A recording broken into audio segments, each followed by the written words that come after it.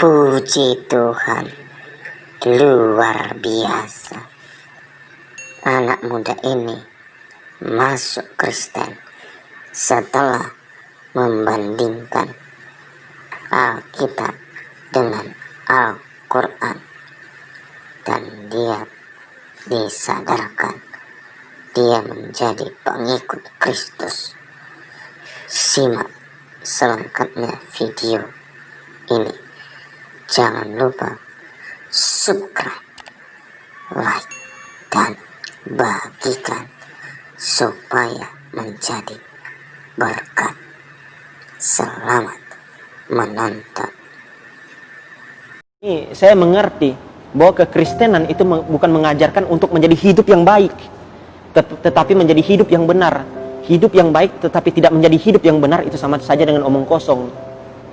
Kita hidup berbuat baik, melakukan amal ibadah, melakukan sedekah apapun itu, tapi hidup kita tidak benar di hadapan Tuhan, itu kosong. Jadi saya belajar bahwa di sini kehidupan benar itu lebih penting daripada kehidupan yang baik. Karena dalam kekristenan kita diselamatkan bukan karena perbuatan baik kita, bukan karena amal ibadah kita, tapi kita diselamatkan karena kasih karunia. Makanya saya menerima Yesus, karena saya sadar diri saya nggak sempurna. Mungkin ada dosa yang tidak saya sengaja lakukan, iri hati, pikiran apapun yang melenceng dari firman Tuhan itu sudah dosa, walaupun kita nggak sengaja. Makanya saya sadar, satu dosa pun yang kita buat, dosa kecil maupun dosa besar, itu sama saja di mata Tuhan. Gitu. Makanya saya takut ketika saya baca di Titus 3 ayat 5. Pada waktu itu dia telah menyelamatkan kita bukan karena perbuatan baik yang telah kita lakukan, tetapi karena rahmatnya oleh permandian kelahiran kembali dan oleh pembaruan yang dikerjakan oleh Roh Kudus. Segala sesuatu kita diselamatkan bukan karena perbuatan baik. Kita mau usaha, mau mengusaha keselamatan kita mau memanjat untuk masuk surga, Tuhan nggak bisa disogok dengan perbuatan amal baik kita. Gitu loh. Saya bilang, Tuhan, saya mau masuk surga, saya berbuat baiklah, saya sembahyanglah, saya mau memberi sedekah. Oh, nggak bisa. Ajaran kekristenan bukan kayak gitu. Keselamatan itu diperoleh karena kasih karunia. Tuhan nggak bisa disogok. Karena Allah, orang Kristen itu nggak bisa disogok. Lo mau sogok dengan perbuatan baik, lo mau sogok dengan amal ibadah, itu nggak bisa. Keselamatan terjadi ketika lo mengaku Yesus sebagai Tuhan dan Juru Selamat. Karena kalau engkau nggak mengaku Yesus, ayat 45, di situ yang dikatakan firman itu sendiri adalah Isa Al-Masih.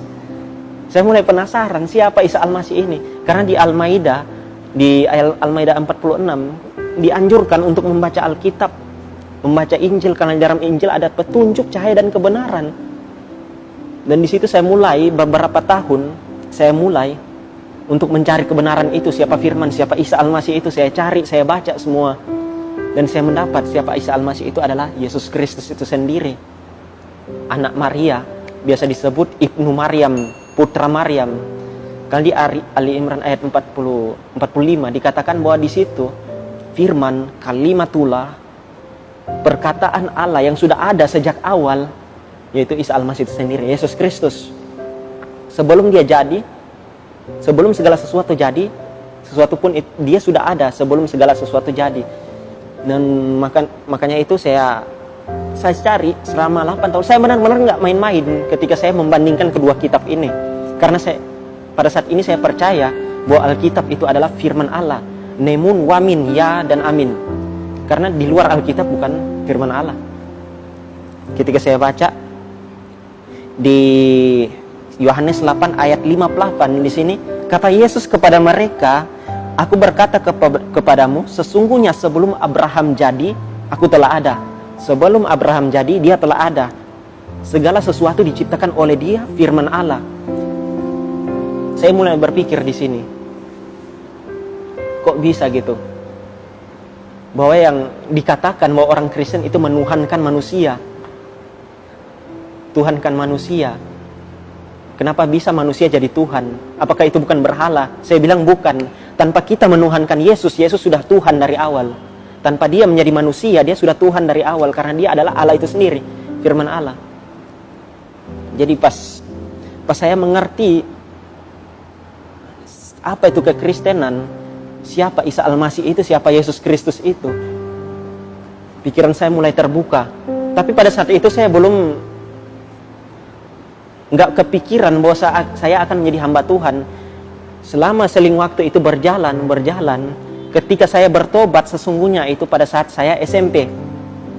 Saya menerima Yesus. Saya banyak memberitakan Yesus, siapa firman Allah itu sendiri. Karena Allah yang kita pahami sekarang adalah Allah yang sebenarnya, gitu. Allah tanpa firman itu kosong.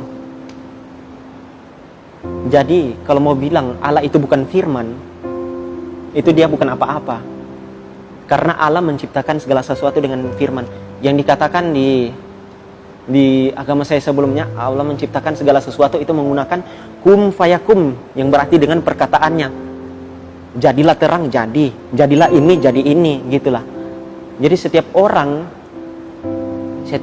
yang percaya akan firman Allah itu sudah mempercayai Allah itu sendiri. Karena ketika saya bertobat, saya nggak pernah main-main gitu, mau cari Tuhan, mau cari kebenaran. Saya menyelidiki setiap kitab. Saya nggak pernah main-main 1% pun. Saya cari, karena satu hal yang paling saya takutkan itu adalah masuk neraka. Karena bicara dengan masuk neraka itu adalah abadi.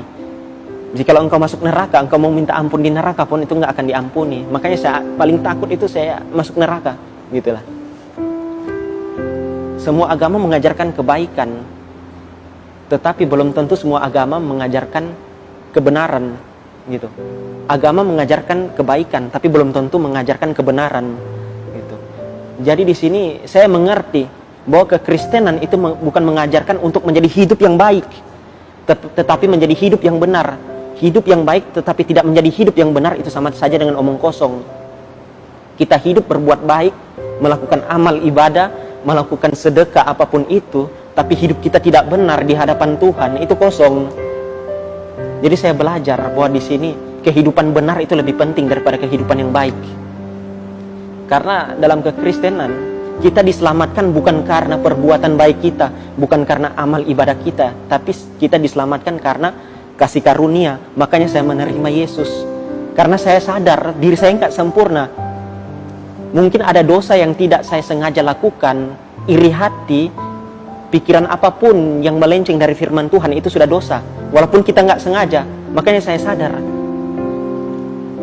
satu dosa pun yang kita buat, dosa kecil maupun dosa besar, itu sama saja di mata Tuhan.